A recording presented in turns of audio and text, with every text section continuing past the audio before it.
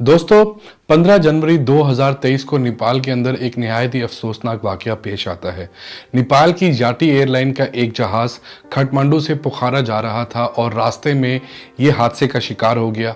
इस जहाज़ के अंदर 72 लोग सवार थे, जिसमें से 68 मुसाफिर हजरात थे और 4 क्रू मेंबर्स थे। जहाज के तबाहशुदा मलबे में से डेड बॉडीज को रिकवर कर लिया गया है और इसके साथ साथ ब्लैक बॉक्स को भी रिकवर कर लिया गया है। और अब ये मालूम हो सकेगा कि जहाज के तबाह होने की असल वजह क्या थी।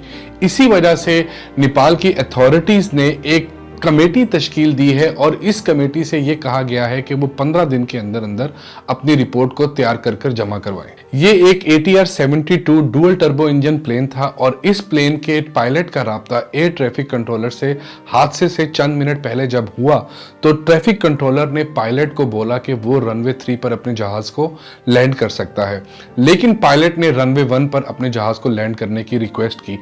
इस बात पर एयर ट्रैफिक कंट्रोलर भी हैरान था कि जब रनवे 3 भी क्लियर है, वेदर भी क्लियर है, तो फिर पायलट रनवे 3 की बजाय रनवे 1 पर अपने प्लेन को क्यों लैंड करना चाहता है। और इसी दौरान पायलट का राब्ता एयर ट्रैफिक कंट्रोलर से मुनक़ता होता है और पोखरा से तकरीबन 1 किलोमीटर पहले जहाज अपना बैलेंस खो देता है, जहाज के इंजन में आग लग जाती है और उसके बाद ये जहाज गिरकर तबाह हो जाता है। देखो यार, जब भी दुनिया में कोई हादसा होता है और उस हादसे में जो भी लोग जाने गंवाते हैं उनका दुख एक बराबर होता है, लेकिन इस जहाज की जो को पायलट थी जिनका नाम अंजू खाटीवाड़ा था, इनकी कहानी थोड़ी सी मुनफरिद भी है और दुख भरी भी है। अंजू खाटीवाड़ा के हस्बैंड का नाम दीपक था और वो नेपाल की एयरफोर्स के अंदर पायलट थे।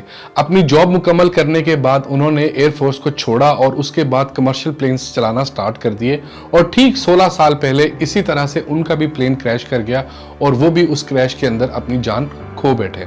जहां पर इस हादसे के बाद अंजू की पूरी जिंदगी बदल गई, वहीं पर अंजू ने एक और फैसला लिया और वो फैसला ये था कि वो भी अपने हस्बैंड की तरह पायलट बनेंगी। उन्होंने इस फैसले से अपनी स्टडीज कंप्लीट की और उसके बाद वो भी पायलट बन गई और ठीक उसी तरह से 16 साल के बाद वो भी प्लेन क्रैश के अंदर अपनी जान गंवा बैठी। और आपको जानकर और ज्यादा दुख इस बात का होगा कि ये वही एयरलाइन है जिसके अंदर अंजू के हस्बैंड की भी डेथ हुई थी। अब आपको ये जानकर हैरानगी होगी कि नेपाल प्लेन क्रैशेस की वजह से पूरी दुनिया में फेमस है। सिर्फ पिछले 10 साल के अंदर 19 प्लेन क्रैशेस हुए हैं और इन 19 प्लेन क्रैशेस के अंदर कई 100 लोगों ने अपनी जानें गंवाई हैं। और सबसे बड़ा वाकया आज से 30 साल पहले 1992 में थाई एयरवेज का जब प्लेन क्रैश किया तब हुआ था, जिसके अंदर 113 लोगों ने अपनी जानें गंवाई थी। और इसके ठीक 2 माह के बाद PIA का एक जहाज क्रैश कर गया जिसके अंदर 167 लोग सवार थे और कोई भी अपनी जान नहीं बचा सका। अच्छा, अब सवाल ये पैदा होता है कि नेपाल के अंदर इतने प्लेन क्रैशेस के हादसा क्यों होते हैं। इसकी 2 बड़ी वजह हैं। इसमें से एक वजह नेपाल की ज्योग्राफी है। नेपाल के अंदर पहाड़ों का एक वसी सिलसिला है और हिमालय के बड़े बड़े पहाड़ भी यहाँ पर मौजूद हैं, जिसकी वजह से जहाज उड़ाना काफी ज्यादा मुश्किल हो जाता है।